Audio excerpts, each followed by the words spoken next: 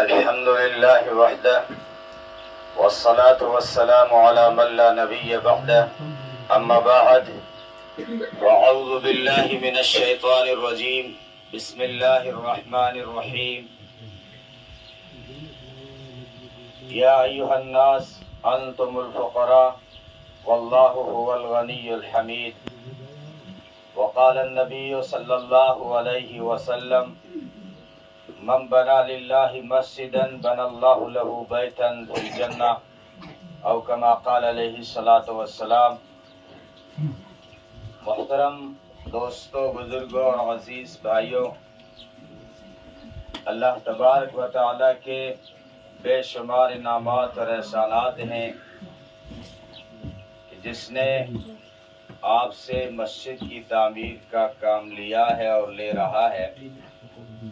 دوستو، اسلام میں مسجد بہت عظیم جگہ ہے جو ہمارے ایمان کا مرکز ہے۔ انسان دو چیزوں سے بنا ہے، ایک جسم ہے، ایک روح ہے۔ اصل انسان جسم نہیں ہے، اصل انسان روح ہے۔ جسم تو ایک مکان ہے جس میں انسان رہتا ہے، جسم سواری ہے اور روح سوار ہے۔ جب یہ روح نکل جاتی ہے تو پھر اس جسم کو کوئی نہیں رکھتا، پھر اس سے کوئی والد نہیں کہتا، پھر اس سے کوئی چاچا نہیں کہتا، ماموں نہیں کہتا، کہتے ہیں جلدی کرو لاش اٹھاؤ۔ لاش عربی کا لفظ ہے، اصل پورا نام ہے لاشئی۔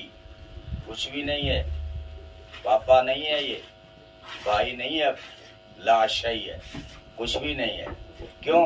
اس لیے کہ جو روح اصل انسان تھا وہ نکل گیا۔ تو جسم کی خوراک، کیونکہ جسم مٹی سے بنا ہے، اب اس کی جو خوراک ہے وہ بھی مٹی سے نکلتی ہے، اور اصل انسان جو روح ہے یہ آفاقی ہے، یہ آسمانی ہے، یہ اوپر سے آیا۔ ماں کے پیٹ میں جب بچہ 4 مہینے کا ہوتا ہے تو اللہ کی طرف سے فرشتہ آتا ہے اور اس میں روح ڈالتا ہے، تو روح آفاقی ہے تو اس کی خوراک بھی آفاقی ہے۔ روح کے لیے جو خوراک چاہیے وہ بھی اوپر سے آئی ہے، قرآن کی شکل میں، حدیث کی شکل میں۔ اور جسم جو ہے، جسم کی خوراک کا مرکز بازار ہے اور روح کی خوراک کا مرکز مسجد ہے۔ اس لیے کسی نے پوچھا، کسی صحابی نے، کہ اللہ کے رسول، دنیا میں سب سے عظیم جگہ کون سی ہے؟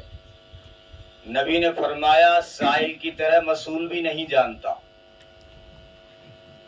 اتنے میں جبریل امین کوئی وحی لے کر آ گئی، تو نبی نے جبریل سے پوچھا، جبریل تو بتا کہ اس دھرتی پر سب سے بہتر جگہ کون سی ہے؟ تو جبریل نے عرض کیا، اللہ کے رسول، سائل کی طرح مسئول بھی نہیں جانتا، یعنی پوچھنے والے کی طرح جس سے پوچھا جا رہا ہے وہ بھی نہیں جانتا۔ تو نبی پاک صلی اللہ علیہ وسلم نے فرمایا، جاؤ جبریل، آج اللہ سے پہلے یہی پوچھ کے آؤ کہ اس دھرتی پر سب سے بہتر جگہ کون سی ہے۔ جبریل گیا اور آیا، اس سے کون سا ٹائم لگتا ہے، لیکن جب دربار میں پہنچا تو رب العالمین نے فرمایا، جبریل تیرا آنا مبارک ہو، تو آدم سے میرے محبوب تک ہر پیغمبر کے پاس آتا رہا اور جاتا رہا، لیکن آج جو تو سوال لایا ہے یہ بہترین سوال ہے۔ جاؤ میرے محبوب کو بتا دو، دھرتی پر سب سے بہتر جگہ مسجد ہے، سب سے بہتر جگہ۔ علماء تعجب نہ کریں، بیت اللہ بھی مسجد ہے۔ اور نبی پاک صلی اللہ علیہ وسلم نے فرمایا، جو اللہ کے لیے، یعنی نیت کی درستگی کے ساتھ، اخلاص کے ساتھ جو اللہ کا گھر مسجد بنائے گا، اللہ اس کے لیے جنت میں گھر بنائے گا۔ اب یہ بھی ضروری نہیں کہ ایک آدمی پوری مسجد بنائے گا تب جو ہے اس کے لیے جنت میں گھر بنے گا، ایسا بھی نہیں ہے۔ نبی نے فرمایا اگر کوئی بٹیر کے گھونسلے کے برابر کوئی مسجد بنائے تو اس کے لیے جنت میں محل تیار ہے۔ علماء فرماتے ہیں، محدثین فرماتے ہیں کہ بٹیر کے گھونسلے کے برابر کوئی مسجد نہیں ہوتی۔ کہنے کا مطلب یہ ہے کہ جب مسجد بن رہی ہو، اگر اس میں کسی کی ایک اینٹ لگ جائے یا آدھی اینٹ لگ جائے، اتنا ہی گھونسلہ ہوتا ہے اس کا، تو اس کے لیے بھی جنت میں محل تیار ہو جاتا ہے۔ اس لیے سعودی ممالک میں آدمیوں کی وہاں، کیونکہ اللہ نے انہیں دولت سے نوازا ہے، تو وہ کوشش کرتے ہیں کہ ایک بندہ پوری ایک مسجد بنائے۔ لیکن اگر ہم سب مل کے بنا رہے ہیں یہ بھی بہت اچھی بات ہے۔ اس کام میں برکت ہوتی ہے جو کام مشورے سے ہوتا ہے۔ ہر آدمی اپنی حیثیت کے مطابق پیسہ لگائے، کوئی 500 دے گا، کوئی 1000 دے گا، کوئی 10,000 دے گا، کوئی 50,000 دے گا، کوئی 1,00,000 دے گا۔ اللہ کے یہاں گنتی نہیں دیکھی جاتی، دل ٹٹولے جاتے ہیں، اخلاص دیکھا جاتا ہے۔ غزوہ تبوک کے موقع پہ غریب صحابی نے چند کھجوریں پیش کی تو نبی نے اس کو ڈھیر کے اوپر ڈالا۔ یہ بھی قبول ہے اور بڑے فخر کے ساتھ قبول ہے۔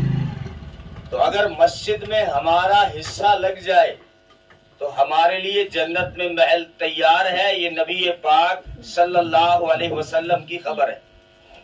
اور مسجد ایسی عظیم جگہ ہے کہ جو بھی آپ مسجد کی کوئی بھی خدمت کر لیں، کوئی سیمنٹ دے گا، کوئی کنکر دے گا، کوئی سریا دے گا، الگ الگ خدمتیں ہیں، لیکن جس کے حصے میں، جس کے نصیب میں جو خدمت آ جائے اس کو کم تر نہ سمجھیں۔ نبی پاک صلی اللہ علیہ وسلم نے مسجد کی ہر خدمت پر جنت کا وعدہ کیا ہے۔ بندہ اپنے گھر سے وضو کر کے صرف مسجد کی طرف چلتا ہے، اس کے لیے بھی جنت سجائی جاتی ہے۔ اگر کوئی مسجد میں چٹائی کا انتظام کرتا ہے تو نبی نے فرمایا اس کو جنت میں سبز لباس پہنایا جائے گا۔ اگر کوئی مسجد میں تنکا اٹھاتا ہے، کچرا اٹھاتا ہے، بڑے لوگوں کو توفیق نہیں ہوتی، حالانکہ اللہ کا گھر ہے، وہاں پہ کسی بھی انسان کو وی آئی پی بننے کی کوشش نہیں کرنی چاہیے۔ مسجد میں عاجزی کے ساتھ داخل ہونا چاہیے، وہ رب العالمین کا دربار ہے۔ اگر کوئی کچرا پڑا ہو، تنکا پڑا ہو، اس سے اٹھا لینا چاہیے۔ نبی نے فرمایا اگر کوئی مسجد سے ایک تنکا اٹھاتا ہے تو اللہ تعالیٰ اس کو قیامت کے دن قیامت کی ہولناکی اور وحشت سے اس کی حفاظت فرمائیں گے۔ ایک روایت میں فرمایا جب مسجد سے اس تنکے کو اٹھایا جاتا ہے تو وہ تنکا کہتا ہے مجھے یہاں سے مت اٹھاؤ، مجھے یہیں رہنے دو۔ عجیب بات ہے، نوجوان میرا کہتا ہے مسجد مت لے جاؤ مجھے، بہانے کرتا ہے میرے کپڑے پاک نہیں ہیں، میں نہایا ہوا نہیں ہوں، لیکن جب تنکے کو مسجد سے ہٹایا جاتا ہے تو کہتا ہے مجھے یہیں رہنے دو۔ اگر اس سے بات ہو سکے اور آپ بات کریں کہ نہیں میں ہم آپ کو جا کے الماری میں رکھیں گے، لیکن یہاں سے کچرا اللہ کے گھر میں پسند نہیں اس لیے اٹھائیں گے، اور تجھے ہم شیش محل میں رکھیں گے، وہ کہے گا نہیں مجھے یہیں پڑا رہنے دو، کیونکہ میں جانتا ہوں کہ رب کی رحمت جو مسجد پہ برستی ہے وہ کہیں نہیں برستی۔ تو صرف تنکا اٹھانے پہ نبی نے فرمایا اگر کوئی مسجد میں روشنی کا انتظام کرے، وہ دیے کا زمانہ تھا، آج تو لائٹیں آ چکی ہیں، اگر کوئی مسجد میں دیے کا انتظام کر دے یا آج کے وقت میں وہ 10 روپے والا بلب ہی لگا دے، لوٹیا لگا دے، نبی نے فرمایا اگر کوئی مسجد میں روشنی کا انتظام کرے گا تو قیامت تک اس کی قبر سے اللہ تعالیٰ عذاب کو ہٹا دیتے ہیں اور اس کی قبر میں روشنی کا انتظام کر دیتے ہیں۔ سب سے پہلے مسجد نبوی میں روشنی کا انتظام کیا حضرت تمیم داری رضی اللہ تعالی عنہ نے۔ جو پہلے عیسائی تھے پھر اسلام میں داخل ہوئے اور جنات کی دعوت پر اسلام میں داخل ہوئے. جن نے دعوت دی انہیں. کسی جنگل میں انہیں ٹھہرنا پڑا کسی سفر میں، تو انہوں نے کہا کہ اب میں جنگل میں رہ رہا ہوں، یہاں شیر بھی ہو سکتا ہے، اژدہا بھی ہو سکتا ہے، سانپ بھی ہو سکتے ہیں، جنات بھی ہو سکتے ہیں. اس لیے انہوں نے کہا کہ اس جنگل کا جو سب سے بڑا دیو ہے، سب سے بڑا جو جن ہے، اس کی پناہ میں یہاں ٹھہرنا چاہتا ہوں. تو ایک جن نے کہا کہ اگر پناہ لینی ہے تو کسی دیو کی مت لو، کسی جن کی مت لو، اگر پناہ لینی ہے تو اللہ کی لو. کہا کہ یہ اللہ کون ہے اور کیسے پتا چلا؟ کہ پتا نہیں تمہیں؟ مدینے میں مکہ اور مدینہ میں محمد عربی صلی اللہ علیہ وسلم تشریف لائے ہیں، وہ لوگوں کو جو ہے اس کی دعوت دے رہے ہیں، تم بھی مسلمان ہو جاؤ، کلمہ پڑھ لو. اور جن نے کلمہ بھی بتا دیا اور جن کی دعوت پہ حضرت تمیم داری رضی اللہ تعالیٰ عنہ اسلام میں داخل ہوئے. لیکن وہ عیسائی تھے تو ان کے اپنے معبد خانوں میں وہ دیکھتے تھے بڑی بڑی لالٹینیں، بڑے بڑے چراغاں. تو جب اسلام میں آئے تو مسجد نبوی میں اندھیروں میں نماز ہوتی تھی عشاء کی، فجر کی، تو انہیں تھوڑا عجیب سا لگا، تو انہوں نے مسجد نبوی میں دیے کا انتظام کیا. نبی پاک صلی اللہ علیہ وسلم جب عشاء کی نماز پڑھانے آئے، تشریف لائے، تو فرمایا یہ روشنی کا انتظام کس نے کیا ہے؟ صحابہ نے عرض کیا اللہ کے رسول وہ جنوں والے بھائی نے. صحابہ حضرت تمیم داری کو جنوں والا بھائی کہتے تھے، جنوں والے بھائی نے. انہیں بلایا جائے تو حضرت تمیم داری سوچ رہے تھے کہ مجھے ڈانٹ پڑے گی، شاید اسلام اس کو پسند نہ کرتا ہو. تو کہا اللہ کے رسول مجھے تو پتا نہیں تھا، میں نے تو اپنے عیسائی معبد خانوں میں دیکھا تھا، اس لیے یہاں بھی دیا روشن کر دیا. فرمایا نہیں، مجھے ناراضگی نہیں ہے، مجھے تو آج اتنی خوشی ہو رہی ہے کہ اگر آج کوئی میری بیٹی کنواری ہوتی تو یہ تمیم تیری نکاح میں دے دیتا. کسی صحابی نے کہا اللہ کے رسول میری بیٹی آپ کی ہی بیٹی ہے، اس کی نکاح میں دے دے. نکاح اتنا آسان تھا کہ وہی نکاح ہو گیا. نکاح اسلام میں بڑا آسان تھا. وضو کرتے ہوئے فرمایا، پاس میں ایک صحابی وضو فرما رہے تھے، ربیہ تیرا نکاح ہو گیا؟ کہ جی اللہ کے رسول میرا نکاح نہیں ہوا. فرمایا جاؤ فلاں انصاری صحابی کے گھر اور کہو کہ رشتہ محمد عربی صلی اللہ علیہ وسلم نے بھیجا ہے. دوسرے دن ظہر کی نماز میں وضو فرما رہے ہیں، پوچھا اے ربیہ بن مالک تیرا نکاح ہو گیا؟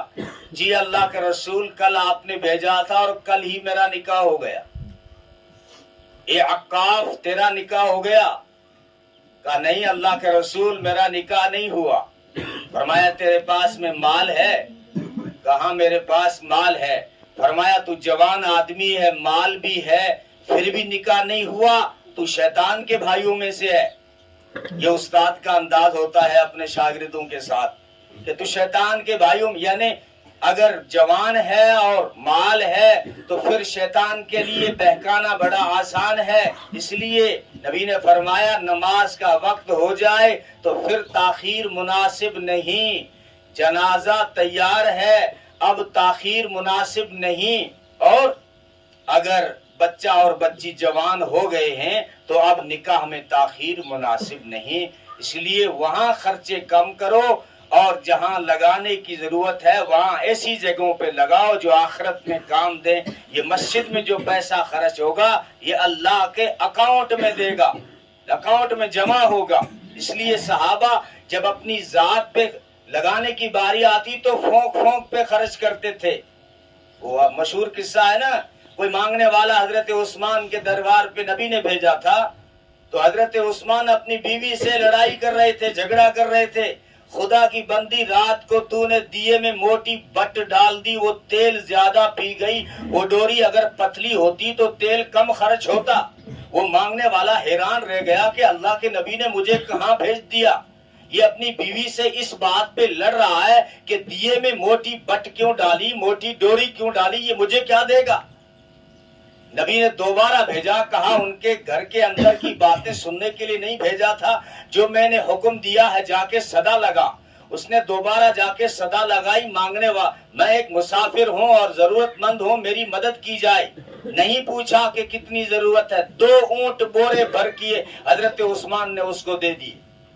تب اس نے پوچھا کہ آپ جو ہے برا نہ مانے تو بتاؤ، میں پہلے بھی آ گیا ہوں آپ کے گھر، آپ جو ہے اپنی بیوی سے لڑ رہے تھے، پٹ پہ ڈوری پہ لڑ رہے تھے، لیکن جب میں نے سوال کیا تو آپ نے 2 اونٹ بھر کے دے دیے۔ فرمایا جو اپنے گھر میں خرچ کرتے ہیں، اپنی ذات میں خرچ کرتے ہیں، اس کا حساب تو اللہ ہم سے لے گا، اور جو ہم اللہ کے نام پہ لگاتے ہیں اس کا حساب ہم اللہ سے لیں گے، یعنی اللہ سے اس کا انعام لیں گے، اس کا اجر و ثواب لیں گے۔ اس لیے جو ہے صحابہ کرام نبی پاک صلی اللہ علیہ وسلم نے تبوک کے موقع پہ صدا لگائی نا چندے کی، تو ڈھیر لگ گیا مسجد نبوی کے آنگن میں۔ اصحاب محمد کو خدا نے کیا جگر دیا، کسی نے نصف تو کسی نے سلف گھر دیا، اور عائشہ کے باپ نے دیا تو اس قدر دیا کہ خدا کے نام کے سوا جو کچھ تھا وہ لا کے دھر دیا غزوہ تبوک کے موقع پہ۔ صحابہ یوں کر اللہ فرمائے میں نے دیا ہے تم کو، اے لوگو تم فقیر ہو، غنی تو میں ہوں، اللہ نے ہم کو دیا ہے۔ اب اللہ کبھی کہتا ہے میرے نام پہ لگاؤ تو جو ہے خوش دلی کے ساتھ میں بڑھ چڑھ کے جو ہے ایسی جگہوں پہ لگانا چاہیے۔ وقت ہو چکا ہے، مسجد بن رہی ہے ماشاءاللہ، بہت اچھی جگہ ہے اور اچھی جگہ پیسہ ہمارا لگ رہا ہے، سارا گاؤں اتحاد اور اتفاق کے ساتھ، کیونکہ مسجد کا مقصد صرف عبادت نہیں ہے، مسجد کے مقاصد میں ایک بڑا مقصد اجتماعیت بھی ہے، اتحاد اور اتفاق بھی ہے۔ اسی لیے تو ہمیں 24 گھنٹے میں 5 مرتبہ بلا کے صفوں میں کھڑا کیا، ورنہ نماز تو گھر میں بھی ہو سکتی تھی، خدا تو وہاں بھی دیکھ رہا تھا، لیکن مسلمانوں کو بلا کے ایک ہی صف میں کھڑے ہو گئے محمود و ایاز، نہ کوئی بندہ رہا نہ کوئی بندہ نواز۔ ہاں بڑا سرپنچ صاحب بھی وہیں کھڑا ہے اور غریب بکری چرانے والا اس کے پاس میں کھڑا ہے، یہی تو بہترین ادا ہے اسلام کی۔ اس لیے صفوں میں اس لیے کھڑا کیا 5 مرتبہ تاکہ مسلمانوں کی صفوں میں اتحاد اور اتفاق قائم ہو سکے، اور پھر ہفتے میں ایک بڑا جلسہ کیا جمعے کا، تاکہ جو ہے بہت بڑی اجتماعیت کی ضرورت ہے۔ اس لیے اتحاد اور اتفاق کے ساتھ، مشورے کے ساتھ، بھائی چارے کے ساتھ، محبت کے ساتھ آگے بڑھیں، اپنے بچوں کو تعلیم دلائیں، نماز کی پابندی کریں۔ اقبال نے کہا مسجد تو بنا لی شب بھر میں ایمان کی حرارت والوں نے، من اپنا پرانا پاپی ہے برسوں سے نمازی نہ ہو سکا۔ تو آپ ارادہ کریں انشاءاللہ آج کی دوپہر سے زندگی کی شام تک ہم نماز نہیں چھوڑیں گے انشاءاللہ۔ اللہ عمل کی توفیق عطا فرمائے۔